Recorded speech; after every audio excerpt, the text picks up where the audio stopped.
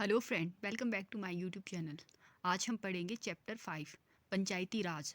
तो चलो स्टार्ट करते हैं। लोग जब अपना प्रतिनिधि चुन लेते हैं तो उसके बाद क्या होता है? ग्रामीण क्षेत्रों में चुने गए प्रतिनिधियों द्वारा निर्णय कैसे लिए जाते हैं। यहाँ हम ग्राम सभा को देखेंगे जिसमें लोग प्रत्यक्ष रूप से भाग लेते हैं और अपने प्रतिनिधियों से जवाब मांगते हैं। आज का दिन बड़ा खास है। सभी लोग जल्दी जल्दी ग्राम सभा के लिए जा रहे हैं। क्या आपको पता है क्यों? क्योंकि पंचायत के चुनाव के बाद आज पहली बार ग्राम सभा की बैठक हो रही है। हरदास गांव के लोग यह जानने के लिए बहुत उत्सुक है कि नई पंचायत ने उनके लिए क्या योजना बनाई है। ग्राम सभा की बैठक की शुरुआत में सरपंच और पंच ने सड़क की मरम्मत पर होने वाले खर्च का ब्यौरा दिया। यह सड़क गांव को मुख्य सड़क से जोड़ती है। इसके बाद पानी की कमी पर चर्चा होने लगी। गांव में रहने वाली तिजिया ने बोलना शुरू किया। हरदास गांव में पानी की कमी की समस्या बहुत बढ़ गई है। हैंडपंपों का पानी जमीन में बहुत नीचे चला गया है। मुश्किल से हैंडपंप में थोड़ा बहुत पानी आता है। औरतों को 3 किलोमीटर दूर सुरू नदी से पानी लेने जाना पड़ता है। एक सदस्य ने सुझाव दिया कि सुरू नदी का जल पाइप से लाकर गांव में एक बड़ी सी टंकी में भर लेते हैं। इससे पानी की आपूर्ति हो जाएगी। लेकिन दूसरों को पता लगा कि यह बहुत महंगा पड़ सकता है। उन्होंने कहा कि इस साल के लिए हैंडपंप और गहरे कर लेते हैं और कुओं को साफ कर लेते हैं। तीजिया ने कहा, इतने से तो काम नहीं चलेगा, हमें कुछ पक्की व्यवस्था करनी पड़ेगी क्योंकि हर साल पानी का स्तर नीचे ही गिरता जा रहा है। जितना पानी जमीन में रिस के जाता है हम उससे ज़्यादा उपयोग करते हैं। ग्राम सभा के एक दूसरे सदस्य अनवर ने तब सबको बताया कि उसने महाराष्ट्र के एक गांव में पानी संरक्षण के नए तरीके देखे हैं। वह उस गांव में अपने भाई से मिलने गया था। उसको जल संवर्धन विकास कार्यक्रम वाटर शेड कहते हैं। उसने सुना था कि सरकार ने इसके लिए पैसा भी दिया था। उसके भाई के गांव में लोगों ने पेड़ लगाए थे, नालों पर चेक डैम यानी छोटे छोटे बांध बनाए थे एवं टंकियां बनाई थी। सबको अनवर का यह विचार बड़ा अच्छा लगा और सबने ग्राम पंचायत को इसके बारे में पता करने के लिए कहा। ग्राम सभा एक पंचायत के क्षेत्र में रहने वाले सभी वयस्कों की सभा होती है। हो सकता है कि उसमें सिर्फ एक गांव हो या एक से ज़्यादा, जैसा कि इस उदाहरण में दिया गया है। कई राज्यों में हर गांव की ग्राम सभा की बैठक अलग होती है। कोई भी व्यक्ति जिसकी उम्र 18 वर्ष या उससे ज़्यादा हो, जिसे वोट देने का अधिकार प्राप्त हो और जिसका नाम गांव की मतदाता सूची में हो, वह ग्राम सभा का सदस्य होता है। एक ग्राम पंचायत कई वार्डों छोटे क्षेत्रों में बटी हुई होती है। प्रत्येक वार्ड अपना एक प्रतिनिधि चुनता है जो वार्ड पंच के नाम से जाना जाता है। इसके साथ पंचायत क्षेत्र के लोग मिलकर सरपंच को चुनते हैं जो पंचायत का मुखिया होता है। वार्ड पंच और सरपंच मिलकर ग्राम पंचायत का गठन 5 साल के लिए करते हैं। गांव पंचायत का एक सचिव होता है जो ग्राम सभा का भी सचिव होता है। सचिव का चुनाव नहीं होता।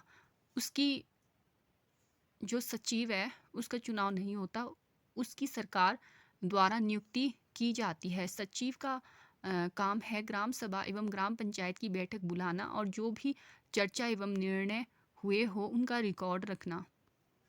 ग्राम सभा क्या होती है? ग्राम सभा की बैठक में अब तक कौन सी समस्याओं पर चर्चा हो चुकी थी, उनके किस तरह के हल सुझाए गए।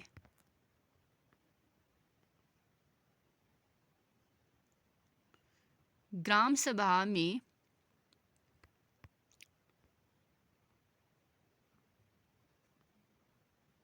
चर्चा के लिए अगला मुद्दा था गरीबी रेखा के नीचे आने वाले लोगों की सूची पर स्वीकृति लेना। जैसे ही सूची में दर्ज नाम पढ़ने शुरू किए गए, लोगों के बीच खुसर पुसर होने लगी।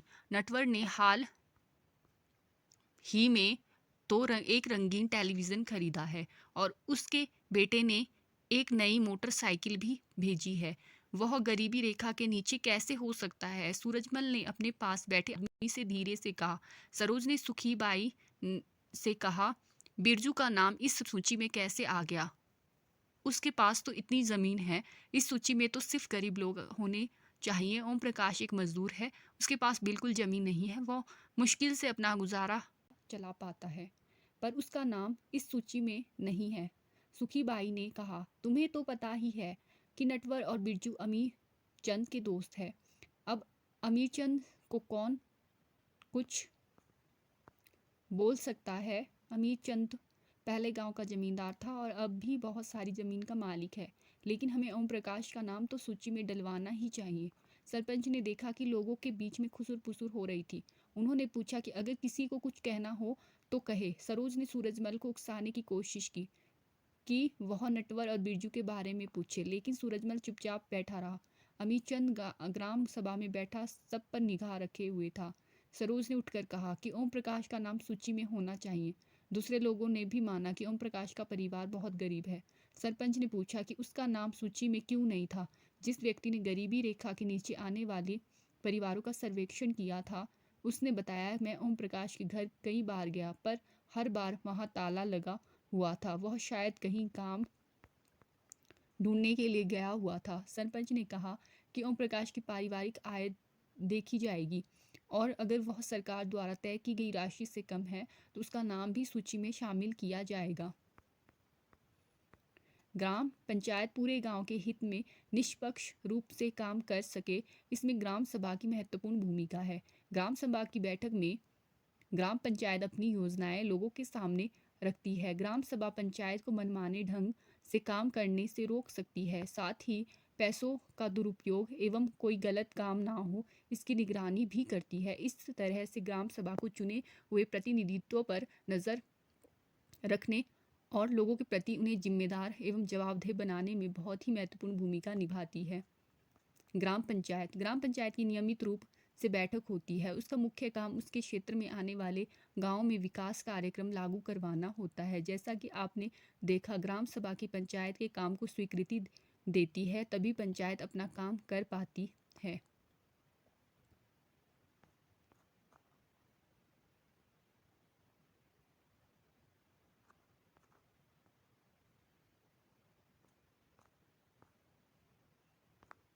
ग्राम सभा में गरीबी रेखा के नीचे आने वाले परिवारों की जो सूची निर्धारित हो रही थी, क्या उसमें कोई गड़बड़ी थी? यदि हाँ, तो वह गड़बड़ी क्या थी?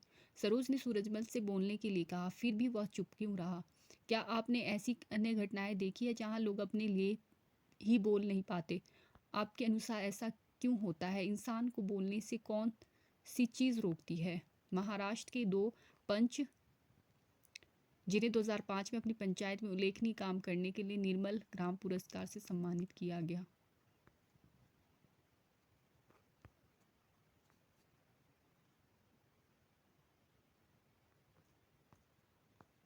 ग्राम पंचायत के काम सड़कों, नालियों, स्कूलों, भवनों, पानी स्रोत, अन्य सार्वजनिक उपयोग के भवनों का निर्माण और रखरखाव, स्थानीय कर लगाना, इकट्ठा करना, गांव के लोगों को रोजगार देने संबंधी सरकारी योजनाएं लागू करना, ग्राम पंचायत की आमदनी के स्रोत, घरों एवं बाजारों पर लगाए जाने वाले कर से मिलने वाली राशि, विभिन्न सरकारी विभागों द्वारा चलाई गई योजनाओं की राशि जो जनपद एवं जिला पंचायत द्वारा आती है, समुदाय के काम के लिए मिलने वाले दान।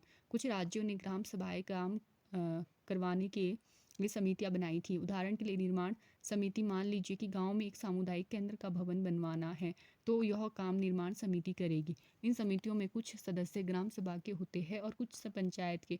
ये दोनों मिलकर गांव के विकास के लिए काम करते हैं। चलिए देखते हैं कि हरदास ग्राम पंचायत ने क्या क्या काम किया। हरदास गाँव की ग्राम सभा में पानी की समस्या को सुलझाने के लिए जो विकल्प दिए गए थे, क्या वे आपको याद है? जब हरदास ग्राम पंचायत की बैठक हुई तो कुछ पंचों ने इस मुद्दे को दोबारा उठाया। इस बैठक में सरपंच, पंच और सचिव उपस्थित थे। पंचायत के सदस्यों ने पहले एक कुआं साफ करने और 2 हैंडपंपों को गहरा करने के विकल्प पर सोच विचार किया ताकि गांव को पानी के बिना ना रहना पड़े। सरपंच ने सुझाव दिया कि चूंकि पंचायत के पास हैंडपंप की देखरेख के मद में कुछ पैसा है, सो उन्हीं पैसों को इस काम में लगाया जा सकता है। इस पर सभी सदस्य मान गए और सचिव ने उनके निर्णय को रजिस्टर में दर्ज कर लिया। उसके बाद सभी सदस्य मिलकर समस्या के स्थायी हल पर विचार करने लगे। उनको पता था कि अगली बैठक में ग्राम सभा के सदस्य फिर से प्रश्न पूछेंगे। कुछ पंचों ने शंका जाहिर करते हुए पूछा कि क्या जल संरक्षण से पानी के स्तर में कोई विशेष फर्क पड़ेगा। इस पर बहुत चर्चा हुई। अंत में यह निर्णय हुआ कि ग्राम पंचायत खंड विकास अधिकारी से बात करके इस योजना पर अधिक जानकारी इकट्ठा करेगी। पंचायत के 3 स्तर, हरदास गांव की ग्राम सभा और पंचायत के बारे में पढ़ने के बाद आपको समझ में आ ही गया होगा। हरदास ग्राम पंचायत में क्या क्या निर्णय लिए गए। क्या आपको लगता है कि निर्णय लेने जरूरी थे? क्यों? ऊपर दिए गए विवरण में से एक प्रश्न बनाइए जो अगली ग्राम सभा की बैठक में लोग पंचायत से पूछ सकते हैं। पंचायती राज व्यवस्था एक ऐसी प्रक्रिया है जिसके द्वारा लोग अपनी सरकार में भाग लेते हैं। ग्रामीण क्षेत्रों में ग्राम पंचायत लोकतांत्रिक सरकार का पहला स्तर है। ग्राम पंचायत ग्राम सभा के प्रति जवाबदेह होती है क्योंकि ग्राम सभा के लोग ही उसको चुनते हैं। पंचायती राज व्यवस्था में लोगों की भागीदारी 2 और स्तरों पर होती है। ग्राम पंचायत के बाद दूसरा स्तर विकास खंड का होता है। इसे जनपद पंचायत या पंचायत समिति कहते हैं। एक पंचायत समिति में कई ग्राम पंचायतें होती हैं। पंचायत समिति के ऊपर जिला पंचायत या जिला परिषद होती है। यह तीसरा स्तर होता है। जिला परिषद एक जिले के स्तर पर विकास की योजनाएं बनाती है। पंचायत समिति की मदद से जिला परिषद सभी पंचायतों में आवंटित राशि के वितरण की व्यवस्था करती है। संविधान में दिए गए निर्देशों के आधार पर देश के हर राज्य ने पंचायत से जुड़े कानून बनाए हैं। इसीलिए पंचायत संबंधी कानून हर राज्य में कुछ अलग अलग हो सकते हैं। इसके पीछे मुख्य विचार यही है कि अपने गांव की व्यवस्था में लोगों की भागीदारी बढ़े और उन्हें अपनी आवाज़ उठाने के लिए ज़्यादा से ज़्यादा मौके मिले। अपनी अध्यापिका से निवेदन करें कि किसी चुने हुए प्रतिनिधि जैसे पंच, सरपंच, जनपद या जिला परिषद के सदस्य को कक्षा में आमंत्रित करके उनके काम और जिम्मेदारियों पर बातचीत करें। Thank you for watching. अगर मेरी द्वारा दी गई इन्फॉर्मेशन आपको महत्वपूर्ण लगती है तो मेरे चैनल को लाइक, शेयर और सब्सक्राइब कर लें।